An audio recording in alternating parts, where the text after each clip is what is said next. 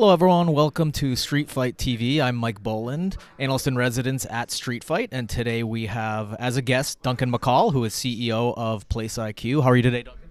Very good. Thanks for having us. So we are at Street Fight Summit West, and you actually just got off the stage. So we have a lot to talk about. But first off, give us a kind of wrap up of your presentation and some of the biggest takeaways. Yeah. So, today I've been lucky enough to talk at a number of these events, and today one of the things I really focused on was specific case studies around how clients of ours are actually using our data in all sorts of different applications.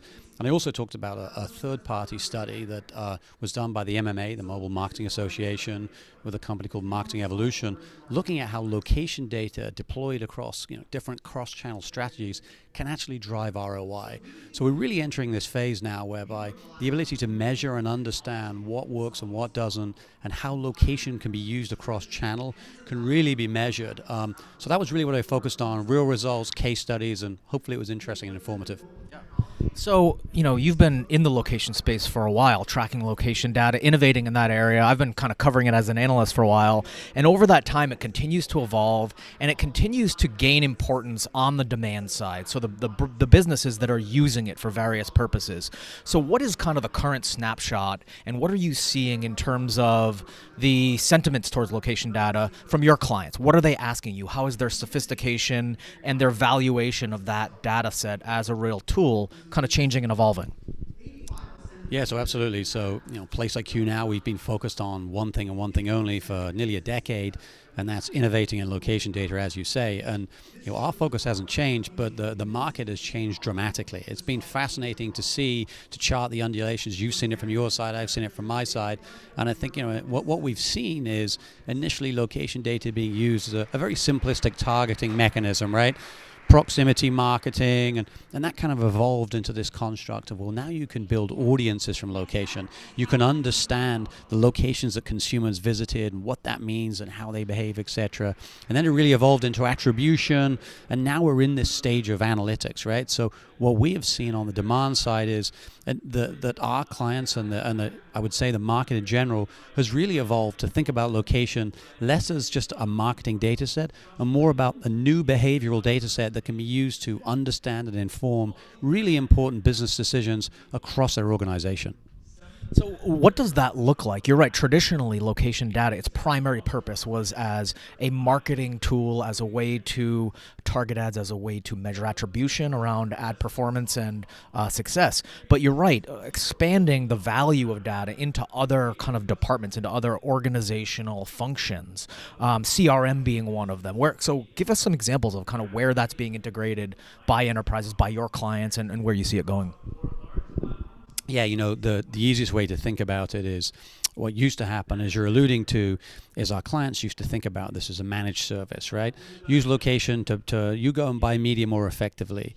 And then what has evolved is, clients got smart and they started using DMP, data management platforms, to manage their own data as well as third-party data. So they started saying, hey, we can fuse this behavioral data about location with our own first-party data and build a composite understanding of consumers, and we can use that to activate media much more effectively.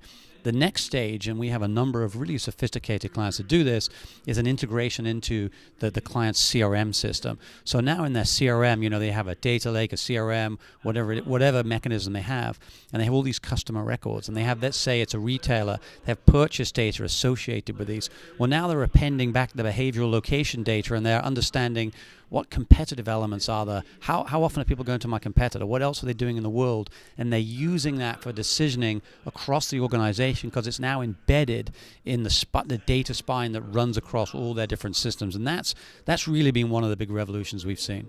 Interesting. And beyond marketing activations, you can see that being useful in everything from supply chain management to inventory to staffing to all of these other things. So are you seeing that as a trend where you're not only talking to the CMO or the marketing department, but also now the CIO and other departments that allow you to go deeper within organizations than you traditionally have? Yeah, and the way I think about this is there's kind of two things happening there. One of which is, you're right, location data can be used for out of home, for television, right? We've integrated our data into billboard buying. We've integrated it into television buying. You can buy television ads based upon location. So if you're a QSR and you want to only show ads to people on linear and addressable TV based upon the fact they go to QSR restaurants, you can do that. So there's a number of use cases, but the other way to look at it that's, I think, equally fascinating is marketing used to be its own silo, right? It's on its own, go do the marketing. Now, in this world where there's an identity graph and data's connecting everything, marketing no longer lives on its own, right? It's fused to supply chain management, it's fused to planning, it's fused to site selection. So what we have seen is really the extension of these marketing data sets, including ours, across the organization. And that's where things get really interesting, right? The ability now for the guys in analytics to use the same data set to understand individual store performance, who are we competing with, and push those sort of conclusions back to the marketing people who can activate, then the results go back again. So what we've really seen is those two sort of themes, but the really exciting one for me is the fact that organizations now have this data spine and location data as part of it. Therefore, all the functions in the organization have access to this kind of new intelligence. It is fascinating. So, as a last question, you spoke about QSRs, quick service restaurants, in your presentation, and I'm wondering about kind of vertical segmentation and trending that you're seeing, whether it be QSR, whether it be other verticals. What are kind of the strengths of the QSR vertical, for example, or its attributes that make it particularly conducive, or a entity that particularly values location data? Is it the frequency of the transaction? Is it the location-based nature and the offline nature of the transaction itself? Or what are some of the other virtues that make it a prime target for a place like you?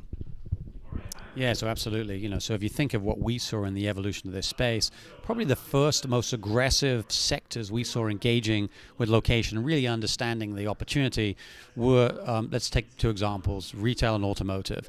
Because they are initially, they sell products that are typically available in the physical world, although there's omnichannel aspects to them, but they're also used to dealing with customer data. Retailers from day one, they have customer data because they have the relationship with the customer. Automotive, you have a relationship with the customer, right? You have customer data, there's registration data. So they fundamentally understood the power of that stuff, and they really lent in, probably 5-7 years ago. And then you started to see what you've been alluding to. You see places like QSR and CPG. Now, these are entities that don't necessarily have a direct relationship with the customer, right? You don't have a direct relationship with the CPG company. You're not in a loyalty system typically for them. Same with QSR. Even those emerging loyalty systems, QSR knows very little about their customers. Primarily because there's no loyalty system, but also secondarily, it's a cash-based system, so there's no traceable purchase to cause identifiers. So what we've recently seen is those segments like that, like CPG, like QSR, they suddenly realize that, we've obviously been saying this for some time, but I think they've really now embraced the fact that, hey, we don't have a lot of customer data. Many brands now are about, we've got to understand our customers, we've got to have first-party data. So they're suddenly all searching for first-party data mechanisms, and they're building loyalty apps, etc. And they suddenly realize that location is an incredible way for them to build a CRM or DMP, because we can see all of the devices that visit those physical locations, and you can now build loyalty models from them. You can see where else they're going. You see how frequently they go there. So QSR, because no traceable purchase, no loyalty system, and now they're embracing the sort of customer-centric view, has been a fantastic vertical in sort of recent, I would say, 12 months. They've really embraced location. Well, it is fascinating. So thank you for joining us, Duncan. Thank you all for joining us as well. And stay tuned for a lot more from Street Fight. And we'll be watching closely to see where Place IQ takes all these fascinating topics going into 2018 and beyond. So thanks for joining us.